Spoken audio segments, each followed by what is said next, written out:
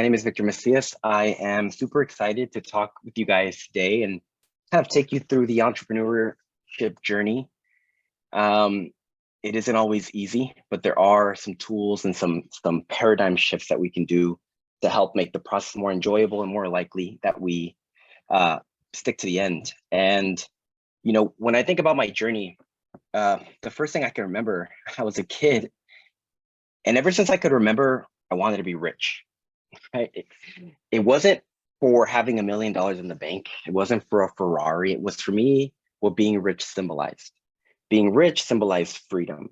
It meant that I could control my destiny and that I could design my life in a way that I wanted. And a lot of that stemmed from my parents. So both of my parents immigrated to the US from Mexico at young ages. They worked hard. I think one of my earliest memories is seeing my mom wake up at 4 a.m. and prepping her lunch for work. And, you know, like a lot of moms, she never complained, but I could see in her eyes, she was tired, her joints hurt. And she just, you know, she moved forward and she went to work. And I said, you know, why does my mom have to work so hard? I said, you know, I need to find a way to fix it. And I said, one day I'm gonna make so much money that my mom never has to work again. But as a 6-year-old, I had no idea how I was gonna do it. That all changed one day. I remember going up to my dad on a Saturday morning and asking him for money to buy a toy. And my dad was like, son, how about you find a way to go make some money on your own? And we had this big bag of candy lying around the house. And I remember grabbing the individual pieces and going door to door and selling the candy. And to my surprise, it worked. I had this bag of candy and now I'm getting $1, $2 of candy. And everything shifted because I realized that with enough creativity, I could create value and I could create money and I could create business. And that's where my love of business began. From that point, I realized that entrepreneurship was that pathway to creating my own destiny. And I started. I did everything I could. On the left side, I launched the lawn mowing business. I got a babysitting certificate. Growing up, I launched a software company where the goal was to create software for fitness professionals to train people online. I even launched a line of wooden bow ties, right? What this had in common is that it was an idea that I was bringing to the world and seeing if people wanted it. So it was this creative aspect. And by the time I went to college, again, I finally got my first taste of what I call success. I built this website. I didn't have a lot of money and I outsourced everything. There was a stay-at-home mom in New York that helped me write this book about men's style and grooming. And what was interesting is I saw that guys were asking questions about style. I think that they were too embarrassed to ask women, but they wanted to know, right? How does my hair look? How does my skin look? I turned that concept into a website, which was kind of like a GQ magazine or a Men's Health. And what I realized later is that was the beginning of this whole influencer economy. So I got a chance to partner with brands like Gillette, Chevy, got a chance to meet some pretty cool people and interview them. And it kind of opened my eyes, but still the lifestyle was there. But the money, the life-changing side of it, still hadn't hit. So as many entrepreneurs do, I kept trying things, right? I always wanted to build, and me and a good buddy decided to create a cookie. So if you guys have ever heard about the low-carb keto diet, we went on this keto diet, and to my surprise, I lost a bunch of weight, like melted off. But we were missing cookies. We were missing something sweet. So we go into his mom's kitchen, we start making cookies, and to my surprise, it did well. I remember we had this deal. So we had these cookies. We said, okay, your mom likes it. Let's see if anybody else wants it. So we put up this very simple website. It was a one-page website, and it said the world's first keto cookie.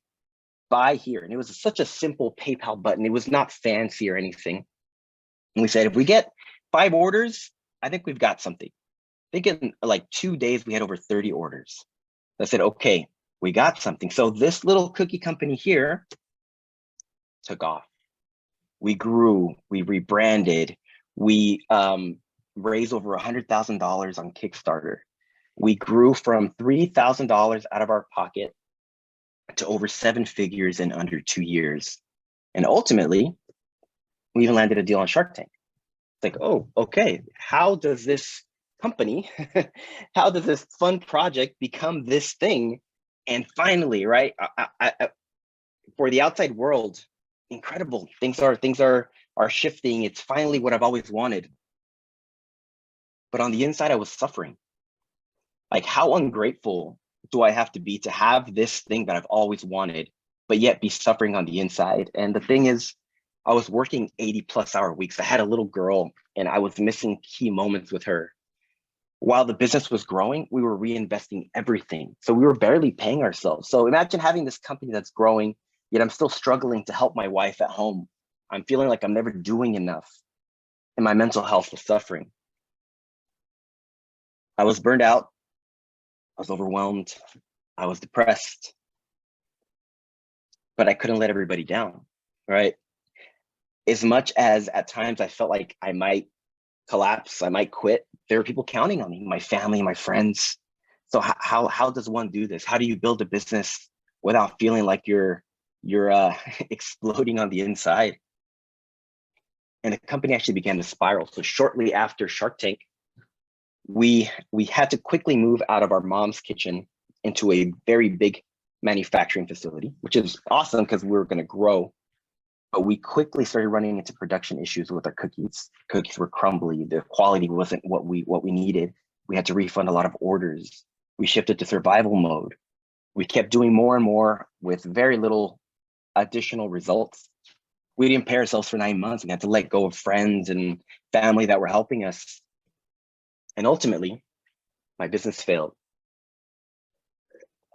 This company that I thought was going to be the thing that was going to change everything else, it failed. And for the first time in my life, I felt like I might quit as an entrepreneur. Now, as a kid, I've wanted nothing but this.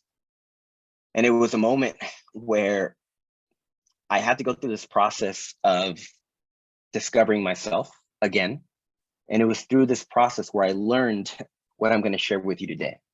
Right? I learned how to do it different. I learned how to do it better. And I learned how to launch my next chapter. So fast forward, just so it doesn't end on a sad note, I've actually since then started 2 new startups. The first one is Santana Snacks, which is an organic chip company that's going to be launching in a couple of weeks.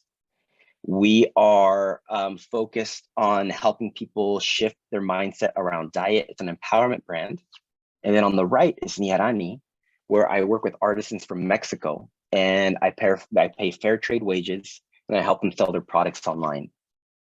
These businesses are a blessing, and I could only have gotten here by going through what I went through in my previous business. And that's why it's important as an entrepreneur to take care of yourself and shift your mindset around certain things. So the point of today is to talk about the challenges that a lot of entrepreneurs face and how we can stay focused and motivated. So we're going to talk about the importance of building a support network, how to embrace failure as a part of the journey, how to maintain motivation and commitment to your mission. Now, when we talk about entrepreneurs, right, I put here social enterprise because especially now there's a big trend in entrepreneurs wanting to create a business, not just for profit, but something that actually changes the world alongside. So think of it like a Tom's shoes. So you're not only making money, but you're impacting society in a positive way. So this applies to entrepreneurship in general, but I also want to touch a little on social entrepreneurship. And one of the challenges is learning how to balance your profit with your social impact, how to deal with limited resources and funding. How can you be scrappy? How can you be resourceful? How do you maintain stakeholder engagement? How do you keep people, customers, employees, potential investors excited and bought into the journey? And also, how do you manage expectations and avoid burnout? So this really blew my mind. According to a recent study, and you guys as founders might understand this, but founders are 2 times more likely to suffer from depression. They're 6 times more likely to suffer from ADHD, 3 times more likely to suffer from substance abuse, 10 times more likely to suffer from bipolar disorder, and 2 times more likely to have psychiatric hospitalization. There was in a book, it claims that people with ADHD are 300% more likely to start their own company. So growing up, I was diagnosed with OCD, obsessive compulsive disorder, and it's like a close cousin of ADHD. And the beautiful part is, if you do suffer with anxiety or things like that, you're actually more prone to being an entrepreneur. So it's actually something that works in your benefit. But why? Startups are hard. Startups are alienating. A lot of times, being an entrepreneur can be lonely because it's hard to empathize, right? Your schedule is different than your friends that might have day jobs. One of the things I noticed in the beginning was a lot of my friends that took the corporate paths, they started getting cars, they started getting houses. Meanwhile, I was taking a different path, and sometimes you just feel different. A lot of times we identify with our company. Our worth tends to be tied with the success of our company. Founders eat last, right? We want to make sure that our employees, our team is taken care of. And then if there's something left over, then we take care of ourselves. Imposter syndrome sets in. It's incredible how many entrepreneurs, no matter how successful they are, still feel like they're imposters. And the other is moving the goalposts. So something that tends to happen, especially if you're very ambitious, is the moment you hit a goal, you hit a target, you move the target. You hit it, you move the target, leaving you in a position where you always, like, you never feel like you're doing enough. A couple of the psychological effects are, it's called emotional seesawing, which is happy and sad. It's like the emotional roller coaster. The imbalance of burnout, decision fatigue. If you ever wonder why Steve Jobs wore the same thing every day, a lot of times it's because the less decisions you have to make, the more you can say. So decisions have like a cup, and throughout your day, that cup diminishes with every decision that you make. So imagine if you're wasting all of your decisions on very simple things like what to have for breakfast, what to wear, where to work from. By the time you need to make the real important stuff, your cup is drained. So that's decision fatigue. And then uncertainty is a part of being an entrepreneur. Talked about emotional seesawing, work-life imbalance and burnout. A lot of times we lack rest and downtime. And that's because inside we feel like if we rest, if we let go, we are giving up, we're quitters, right? It's this whole grind culture thing where it's like push more. And the thing that a lot of people that preach grind culture don't talk about is the negative effects of grind culture and how it can actually keep you from success, which we're going to talk about in a little bit. We talked about decision fatigue, decision making under uncertainties and time restraints. As an entrepreneur, and again, in a couple of slides, I'm going to share actually some strategies as to how to prioritize your top decisions, your most important decisions. So decision fatigue is a challenge. Sometimes, so something interesting, I talk here about the consequences or loss of excitement and passion. I think one of the saddest things, at least in my last journey, is no matter how much we were growing, no matter how much our sales soared, I started to feel more and more like I had created a jail for myself. And a lot of that was, well, all of that was my own creation, but I started feeling like I couldn't create a business in a way that I wanted because I had too many people depending on me. There was a lot of pressure. So over time, you start to kind of lose some of that excitement and the passion that got you there. Relationship strains, especially in your home life. And then deterioration of judgment and decision-making, that's because of the exhaustion and being tired. So let's talk a little bit about imposter syndrome. So imposter syndrome is basically persistent self-doubt despite evidence of success. So a lot of times if you have imposter syndrome, you know, it stifles innovation, you don't take enough risks, your mental well-being. And in order to address imposter syndrome, you need to, one is embrace self-awareness. So journaling, daily journaling is very powerful for this. Mentorship, learning how to separate emotion from logic, being able to think through things like this in this way can help you overcome imposter syndrome. So what do we do? All right, we talked about the challenges, what it is, why it happens. How do we overcome?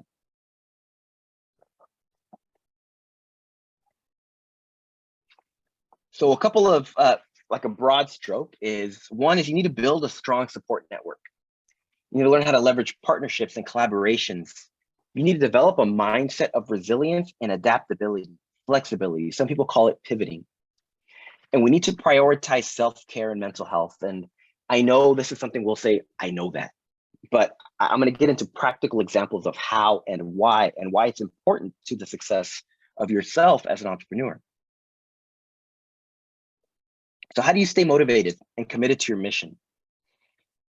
I'm not sure if you guys have heard of the importance of having a why, right? Some people call it a mission, but tying back to the reason why you got into business in the first place.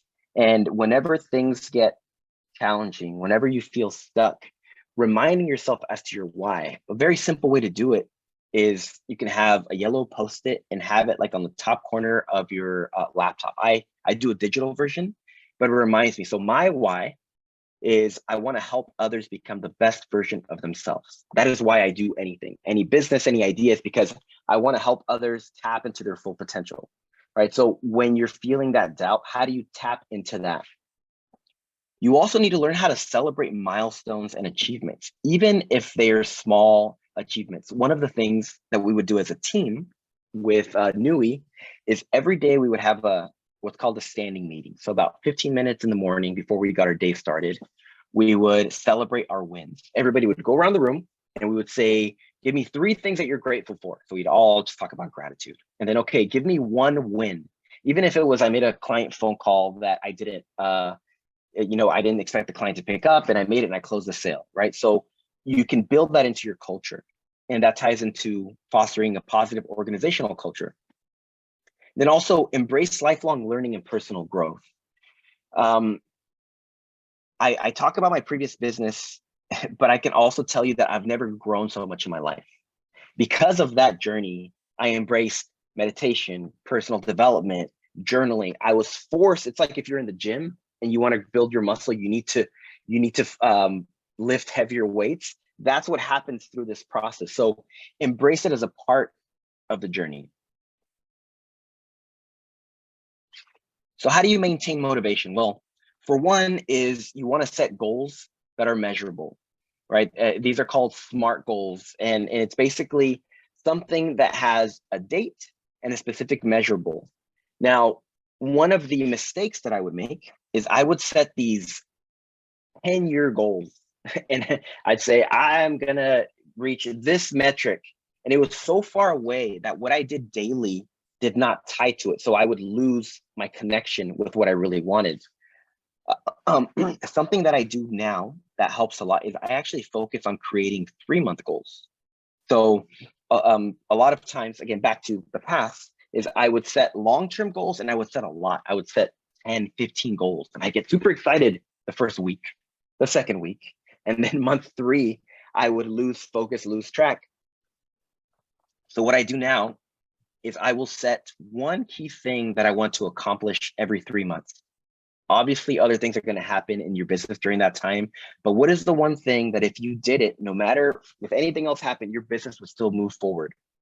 So the importance of setting clear short-term goals. You want to cultivate a growth mindset and you want to seek inspiration from mentors and role models. Right now, with the internet, there's so many people, even on social media, whether it's a Gary Vee or an Alex Hormozy or a Tony Robbins, or you have podcasts or you have books. Growing up, I didn't know any entrepreneurs. There were no entrepreneurs in my life, but I found them through books. So there's books, there's resources, and hopefully over time you have your own personal network. So how do you go about building a support network? Well, you can, like I talked about, you have social media, you have LinkedIn, but a lot of low-hanging fruit is you can join industry associations. There's online communities, for example, on Reddit, on Facebook. There's a lot of places that you can join in and connect and empathize and connect with other founders to kind of help you along this journey. I think one of the biggest takeaways and lessons that I learned is We need to learn how to embrace failure and learning from mistakes as a part of the journey. So failure is a part of the journey, right? No matter what you do, as you fail, you need to learn and adapt. Now, there's a process that we talk about, that we teach in the startup incubator. It's called the MVP, the minimum viable product process. And it's basically designed to test your assumptions in business and learn quickly. So let me give you an example. I have this idea that I just brought up for this organic chip line. I didn't start off with the idea of making an organic chip. First, I started off with a general idea of what I thought people might want. So what do? I went to about 40, 50 people and I surveyed them. Hey, what are your biggest challenges in regards to health? Right? And they asked questions. Then I found themes. Okay, cool. Okay, so you want healthier food. Great. I took that and then I asked them, in the food category, which types of products would you like most? And I listed, do you want chips? Do you want candy? Do you, whatever it is, right? And they chose chips. Like, interesting. Now I followed up within chips, which are the factors that you care about the most? Do you care about organic? Do you care about keto? Do you care about low carb? And all of this allowed me to refine my idea. And had I just gone and launched the product from zero, I could have spent a lot of money going in the wrong direction. So this actually allowed me to test my assumptions quickly and learn from failure quickly. So think, the quicker you can learn, the quicker you can fail, the faster you can adapt, and the faster you can succeed. So how do we manage challenges? Well, number one is you need to be able to say no, set boundaries. Routines and structures, man, one of my biggest challenges when I was starting my full-time entrepreneurship journey is that I had no on or off switch. I was always kind of on and always kind of off. I had to create my own structure so that I could be in work mode, family mode.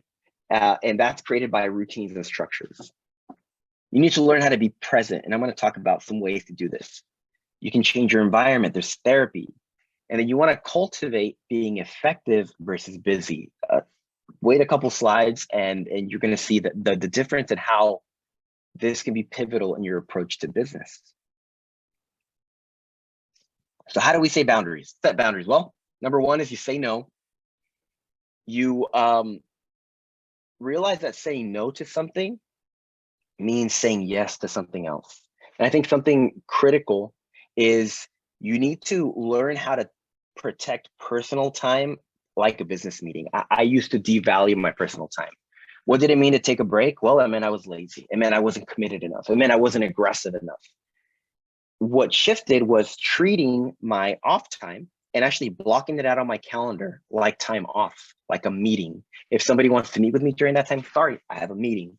But I learned later how critical this was to recharging. And actually some of my best ideas came during my time off. So you can set boundaries that way. Another way is setting boundaries allows you to empower others. One of the biggest things that I learned is the power of not responding to emails, right? We're in this culture where you want to be, you're getting your social media pings, you're getting your email pings, and you're responding right away because, things need to get done quickly. But what I realized is if I don't answer certain emails for a certain amount of time, let's say until 2 o'clock every day, a lot of the problems that seem like problems take care of themselves. They either go away or they force your employees, your team to act and to actually fix things themselves. So over time, they're not going to ping you when they're going to try to actually solve it first. And then boundaries help you create that work-life balance that we talk about. Routines and structures. So it's very critical to have a morning routine, especially as an entrepreneur. It depends on what you find online. There's people that have these very complex routines. I like to keep mine very simple. My morning routine is I wake up, I take a cold shower, I meditate, I plan my day. I do that every day so that no matter what happens, I feel like I've already won the day. All right, some other tips that you might have found or might have heard of is make your bed. It's interesting. There's I believe it was a monk that he was talking about productivity and the importance of making your bed. While it seems like it's something very simple, the act of making your bed subconsciously gives you a win for the day. So what you want to do is you want to leave your house already feeling like you've built momentum, like you've already won. And also when you come home, let's say your day's stressful and you've had a bunch of challenges, at least you know you come home to a clean room. So routines and structures, quiet time is important. It depends on our personality. I like to block out time for walks, at least 30 minutes a day. And journaling. There's a couple of ways to go about journaling. One of my favorite things to do is after I sit down and grab my coffee, I set a timer for about 15 minutes. I open up my desktop and I just type. I type unfiltered. I don't edit, and I kind of like vomit onto the page. And what this does is it purges a lot of the anxieties, a lot of the worries, a lot of the fears.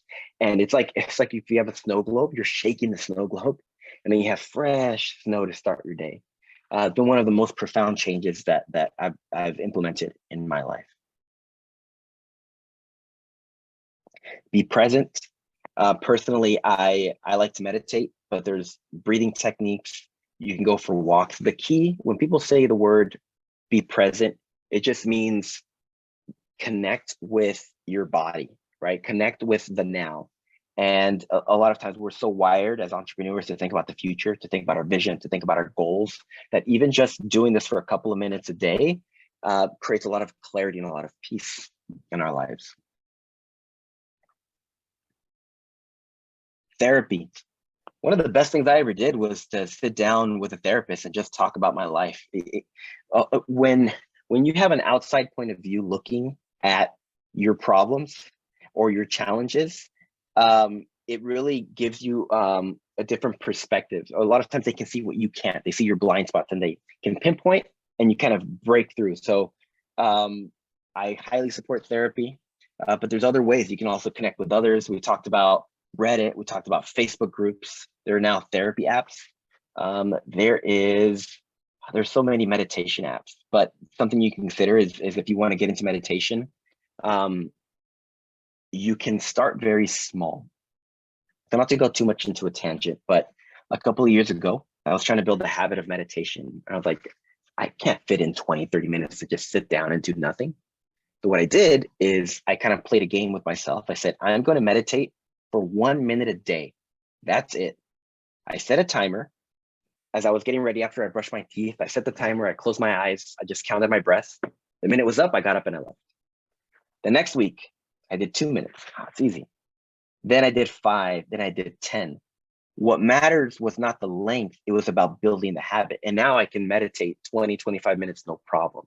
So that applies to any habit you want to build. Make it so simple that it's laughable if you don't do it. All right, now we're getting to the productive stuff. Busy does not equal effective. Okay, if you want to be a successful entrepreneur, you need to understand what actually moves the needle, right?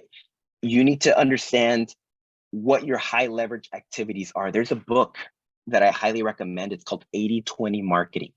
And the author breaks down different tasks into theoretical dollar value. So it says, okay, there are $10 tasks, there are $100 tasks, there are $1,000 tasks, and there are $10,000 tasks. What you want to do is you want to move towards the $10,000 tasks as quickly as possible while delegating everything else. So understand your strengths, focus on your high leverage activities, learn how to delegate, and learn how to prioritize. One of the things that I do every week for prioritization is I have this, I call it a bucket. But basically, anytime I have an idea or a task or a to-do item, I dump it into this bucket. I don't call it a to-do list. I call it a maybe list. So I throw everything on there. Now, every Sunday, I scan this maybe list and I will pull out the things that seem like they're the most impactful, the things that are kind of pulling at me. And I'll list it. Okay, this. I probably end up with a list of like 20 things. Then I go through that list one more time and I said, what are the 3 to 5 things I can get done this week that will move the needle and basically make all the difference in my business. I circle those and I put them on a separate list where I'm only looking at that. Okay, so that's my priority for the week. Those 5 things, no matter if chaos hits, I get that stuff done. Then to take it one step further is every day I look at that list and I pick one thing. Okay, what is the one thing from this list that I can do right now before I get disturbed that will make all the difference in my business?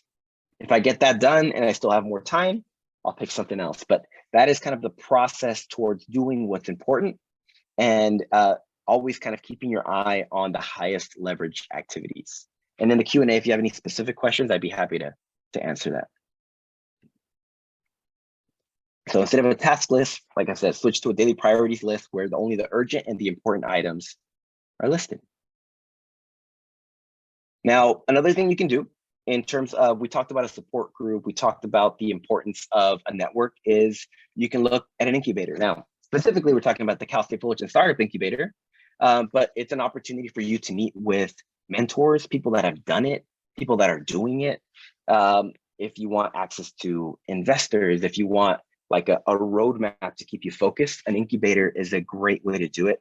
Now, I'm slightly biased. I'm one of the mentors at the incubator, but it's definitely a tool that can help you stick to the long term, because there's that accountability, right? Every week you're meeting with a mentor. You set a goal and you're staying on track. You're staying on track.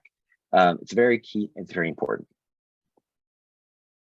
And final thoughts. So entrepreneurs often face challenges, like I said, balancing profit and their impact. You're often dealing with limited resources. You need to learn how to overcome your challenges and reconnect to your why. Why are you doing this? What keeps you up at night in terms of what motivates you, what excites you? Learn how to set clear goals, learn how to celebrate daily wins, and learn how to prioritize. That is the path, and that is the key to overcoming the entrepreneur's most common challenges and how to stay motivated. Because in the end, if you don't enjoy the journey, you're not going to stick to the end. Build your business and design your life in a way that you love the process. And the cool thing about entrepreneurship is you get to make up your own rules. There is no one way to do it. So that is my approach to motivation challenges. I'd be more than happy to hang out and answer any questions if you have them. Wonderful. Thank you so much, Victor. So for those of you who would like to ask questions, feel free to unmute yourself and ask away. And while we're waiting for people to collect their thoughts, I just thought I'd chime in and say I really like that you break it down into like easy wins and the maybe list. I'm actually stealing that from you. Take it, man. I think I saw some people raise their hands as well. I'm excited to Go ahead.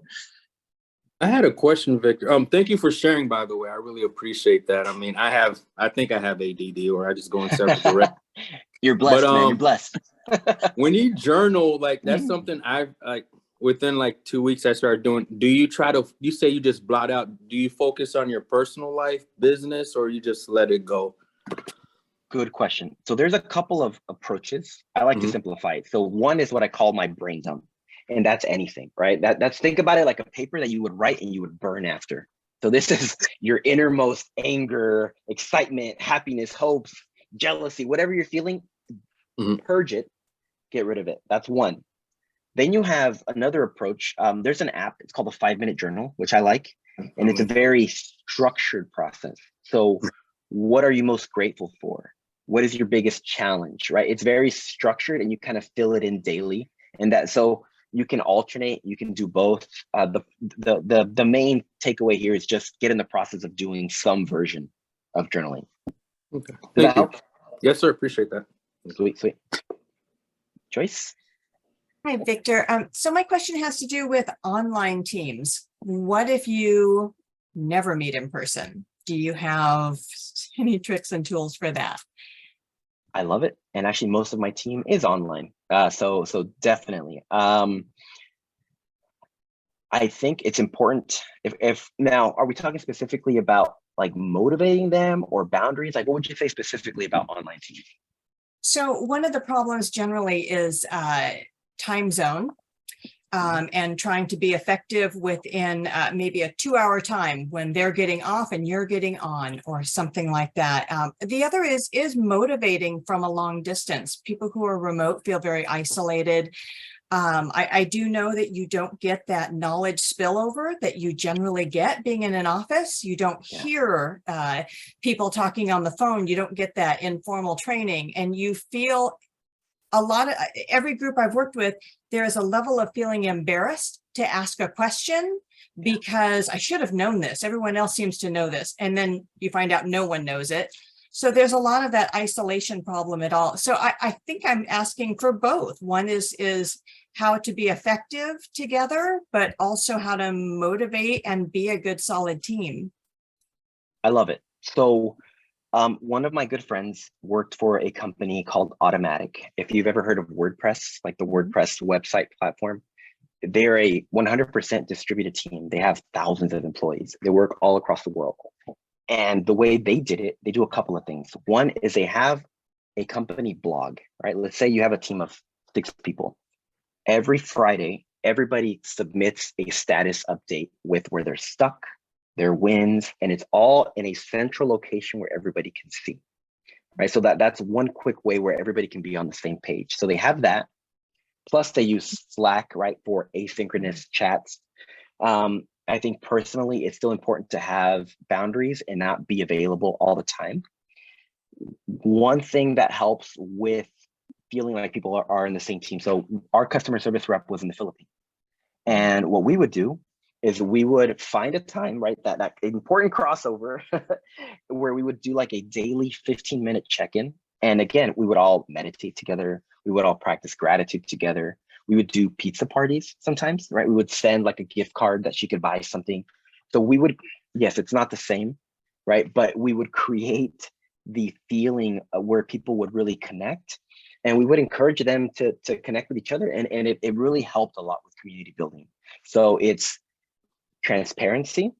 Ray Dalio has a book called Principles. Ray Dalio is one of the greatest investors of all time. And he has an approach to business called radical transparency. So a lot of what his company does is similar. It's very, we're all going to see it. So consider having a central location where everybody gives their updates, and then consider some kind of a community building offline thing or online thing, but it would be like pizza or something where you can connect on a personal level. Does that help, or you want me to go deeper? Let me know. You're welcome to. I'll take all advice that I can get, but I appreciate what you've said so far. Yeah, sweet. Okay, yeah, I'll go there. And if something else comes to me, I'll jump back in. All right, guys. What else? Don't be shy. Who else has questions? Hey, Victor, it's Demetrius Knight. How are you doing today? Good, man. How are you? Good, good. I just wanted to comment and just really emphasize a lot of the points that you really hit on. They really have a lot of significance in this day and age. I think just to provide some context, I graduated from the Cal State Entrepreneurship Program back in 2019, and I decided to really niche myself in a career field. So, I brought that type of grind culture into tech, and they really didn't know what to do with that type of work ethic. So, I just been crushing it. And, I've gone to a point where, burnout or you just get tired and, you're always moving the goalposts. So I think it's really important to go to these types of events because, at the end of the day, this is just kind of free, personal development content, and really brings home the importance of like mental health and self-care and just being easy on yourself. So I just wanted to just say, I definitely have experienced, those types of ups and downs, but, being able to meet other individuals that kind of have experienced similar challenges, it really just shows that, you're not alone, and, there's always going to be someone out there that understands and can empathize with what you're experiencing. So, just wanted to say kudos to you and the Cal State Fullerton team. Thanks, man. Thanks, Demetrius. That means a lot, man. Yeah. I'm with you. You know, something that really shifted my mindset with this too was, if there was no pot of gold at the end of the rainbow, what would you do differently? How would your business and your life look differently? If there was no, I made it, there was no $10 million check, there was like, would you run your days differently? Would you still be in the same business? Would you still work with the same people? And I think that's so powerful. Like, I had a friend, so during this whole challenging time, this guy, much older, he's like I call him my Zen master. His company was like 40 mil a year, but he was like the epitome of like peace and Zen. And he said, based on, because he had a similar issue before, he said, look, he said, I have a couple of rules. He said, number one is I only work with people I love. And number two is I build a business that I never want to sell. Now, if it comes where somebody makes me an offer, I have more leverage, but shifting that perspective alone, like, it just changed how I approached my life, how I approached business, and how I approach my day to day. So hopefully it gives you guys context, but it really helped me a lot. No, I appreciate it. Thank you. Sweet. Anybody else? Just a quick question about balance. I mean, I have daughters as well. How do you go about balancing that? Because you know how kids always want to play. They always want to, and they don't understand that you're building now, because you can sit and explain to them, but it's not going to get very far. You know, so how do you approach that? That's such a good question. Yeah, it's like my son wants to play Luigi. I'm like, I'm building an empire for you. It's like, I think one of the things that helped me is maybe not work-life balance, but work-life blend. So I try to think, where can I include them in the process? So with my Niarani, right, where we ship artisan bags, I actually pay my daughter $1 for every bag she ships. So she gets excited. She's a part of the journey, right? My son will knock on the door, say, hey, Dad, you know, how's the chip business going? When can we try it, right? So they feel like they're a part of the journey. That's one. And then two is, again, block out time for the kids and treat it like a meeting, right? There are no interruptions. Even if it's an hour, even if it's 30 minutes in a kid's life that's undivided attention, I've found that it makes such a big difference. So I like to plan my week on Sundays. Like I'll set up a grid and I will block out kid time, and then I will block out me time, and then I will block out work time. And that tends to help. It's not perfect, but it helps. Okay. Thank you. Appreciate that. Yeah, sweet. Thank you. Yeah. I have another question. Yeah. So in trying to conserve time and effort, which tasks would you outsource and which one would you hire a person in? If you could outsource HR, accounting, something, which ones would you choose to outsource more than have in-house? Great questions. What I've found is I will no longer outsource anything that's customer facing. Okay. Anything where it's my brand and I need to specifically talk to somebody needs to be in-house. Everything else can be delegated. I mean, you have AI now. There's a lot of things you can do, but that's my approach. Hey, Victor, forgive me if you've covered this already, but do you have any tips on the fatigue that comes from the goalpost that seems like it infinitely moves?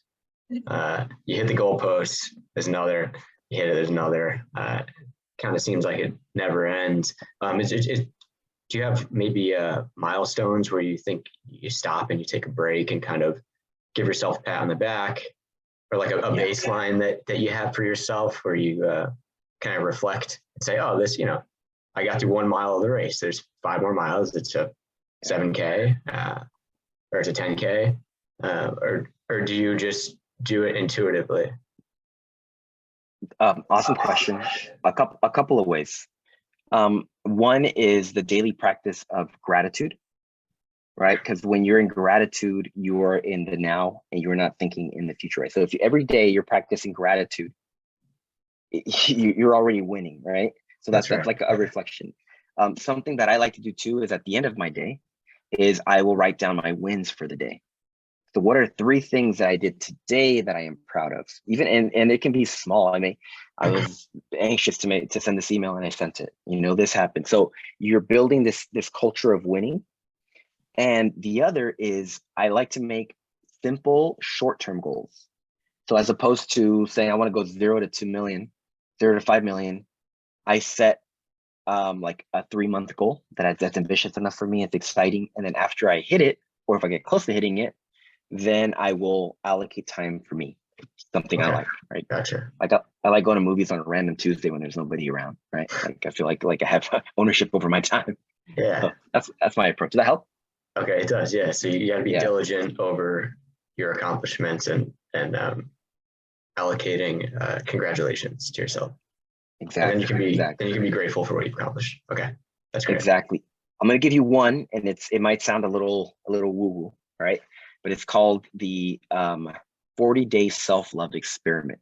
All right. So check this out. And I tried it because I want to see what happens. So for 40 days, 3 times a day, you look in a mirror and you look into your eyes, direct into your eyes, and you say, I love you. You say it 10 times, and then you go about your day. What I realized is at first I felt very cringy, like, oh, it feels weird. But it was because I felt weird accepting love. I realized a couple days in, like, Right. I'm having a hard time accepting love. What happens is a couple weeks later, you habituate it and you start to feel, it's this power where you realize that which we seek from the world, we need to give ourselves, right? A lot of times it's goals because we want validation. But when you love yourself and you give yourself daily validation, a lot of that kind of goes away or becomes easier to manage. So you're fulfilling the validation yourself. Exactly. And then you have like a superpower because you're always fulfilled all the time. Yes, That's exactly. great. Exactly. That's great. I'm going to write that down and try it. Thanks, Try Vic. it, man. Let me know how it goes. Yeah, for sure, man. Hey, what's up, guys? What's up, man? So I actually came in a little bit late. I was in a meeting right before this, but I saw this event on Eventbrite, and I was just like, I'm kind of curious what this is. I've never like been part of something like this. But I had a question since like everybody, this is like such a good group to like throw a question about this and stuff. So I'm from San Diego and I'm a video director. I shoot video content and stuff, and right now I'm working on like scaling my business to have a pipeline of like clients to come from my personal brand, and that's and like that process of like being able to take like a lead all the way to like winning the client.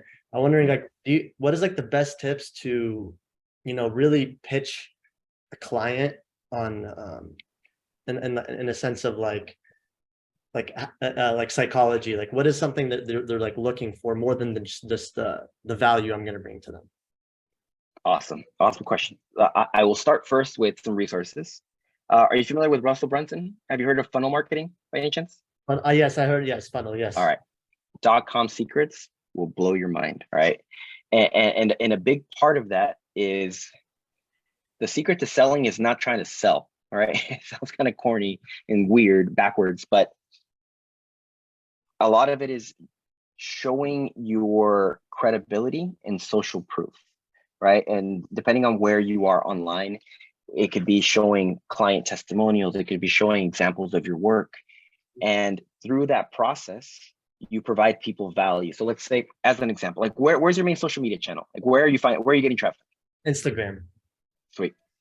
So with Instagram, let's just, as an example, you start creating content and you're good and people are like, wow, this is cool. Mm-hmm. Well, link on your bio is you give people something for free, something valuable that they want so that they can go on some kind of email list, right? You might already know this. But now what you do is when they're on your email list, you can, again, you create so much value. You can create a free report, free custom video, whatever it is, where at the end, when you're actually asking for the sale, you've created so much reciprocity that your conversions like drastically change. Got it. And you know what I'm saying? So it's about, yeah. So for sure, that's yeah. the approach I would look at. And even when like, cause my brother runs a clothing brand, but he doesn't have a personal brand. And I told him like, man, if you created a personal brand behind like, cause everybody wants to learn something and like kind of get like and look on how you build an e-commerce brand or whatever it is. And I was encouraging him like, yo, you should make a personal brand because the amount of like value you could push for like that you bring to people will like you could easily be like building brands with like bigger names and people like in the game that is already doing it, rather than like I mean, like doing a startup business is like tough, especially in e-commerce and clothes, like Yeah. clothes and stuff. It's just, it's insane. But thank you for that. I appreciate it. I mean, I just wanted to get a little bit of insight on what you think about that. I love it, man. And yes, personal brands right now, like they're killing it. Look at Mr. Beast. Look at Logan Paul. Like all these guys, they're making money through e-commerce. I know, not a fan. Not saying I approve, just as an example. Exactly. But they are monetizing their brand, right? For sure. They're building the connection with their audience, and then they're selling stuff. Exactly. Yep. Joyce, I saw your face. I saw your face. I'm not endorsing Logan Paul. I'm giving you an example. No, for sure. Sweet. Thank you so much. Appreciate it. Yeah, for sure. I'm going to jump in again. I'm sorry. Yeah. I keep trying to wait. If someone just cut me off if you want. Okay. What about passive income that is based on your business, that is like a side passive income that will continue? So if your business is, struggling up and down with revenue, you still using things from this business, you still have passive income. I know some people have created online classes that it just runs, and they pay through Stripe, and people sign up for those classes, and it is a passive income that will help sustain if your business is going up and down. Do you ever recommend that? Do you have ideas for that? Am I burning myself out too much? No. I see where you're coming from.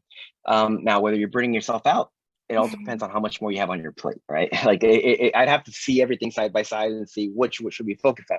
However, as a general rule of thumb, it's in the internet marketing world. It said if you don't have like a monthly membership, you don't have a business.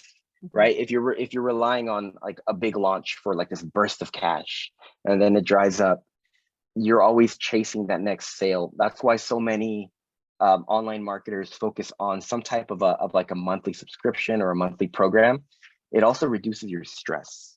Like I would almost look at that as a primary, because then you don't have to, you're not in survival mode. You're more in creative mode. You can create products that are better because you're not worried about the next check. So without knowing your business specifically, I'm always an advocate of some kind of monthly, even with I'm doing e-commerce, I'm pushing people towards my subscribe and save. All right, same thing. I want people on ongoing revenue. But whether you should do it or not, again, depends on everything else you have on your plate. Okay. I was going to say, I like things that are evergreen and something that can be purchased at any time, because it does take a lot of time to create new content or new programs. And so having something evergreen is really nice. For sure. Demetrius, were you going to say something? I think I saw you unmute. Yeah, I just wanted to touch on one point. You were talking about your experience in like being able to identify new business ventures. Could you kind of talk about how what's your process with like discovering like blue ocean opportunities? Good question. And I will, without a diagram, I'll try to say it. I'll try to explain it. Okay. Yeah. I like to see it like a Venn diagram where three circles intersect. Circle one is my unique strengths, right? We all have things that we're good at and not. We're wired that way. And I like to double down on what I'm good at. So there's personality tests. Principlesview.com is free. It's awesome. 16personalities.com is awesome. In that circle, again, I put what are the things that I'm good at. In another overlapping circle, what are the things that I'm passionate about? What are the things that I like? So again, when I asked the question, if there was no pot of gold at the end of the rainbow, what would you do? Right? What could you see yourself doing even if there was no money associated? So those overlap. And then the third overlap is the opportunity, right? What makes money? What is happening? And for that, I would look at market trends, right? There's a lot of industry reports. There's a lot of, right now I can tell you we got AI, the ChatGPT stuff. In the food space, there's this big movement towards all natural. So that's where you fit in the actual reality, what's happening in the world right now, right? Where are the opportunities? Where those three circles overlap, personally, is where I feel the sweet spot is, right? Because we're good at it, we love it, and there's money in it. Right. Does that make Kind of- sense? Yeah. Trying to play up to your advantage as much as possible. Completely. Yeah. One of the best Yeah. things you can do is double down on what you're good at, man. Delegate everything you're not. Yeah. Like, I don't like, I'm not like big, I don't know. There's just some industries that I'm not really passionate about. So it's like, it's more energy for me to even get, self-started, in those types of scenarios. So I definitely see that value. So I appreciate that. Thank you. Yeah, man. Look, Demetrius, I've chased opportunities for money and I always hit a wall. It just stops being fun, or I hit the money, or the money's too hard to get. And I'm just like, I don't want to do this. The ones where it worked, the ones that took off, I liked it.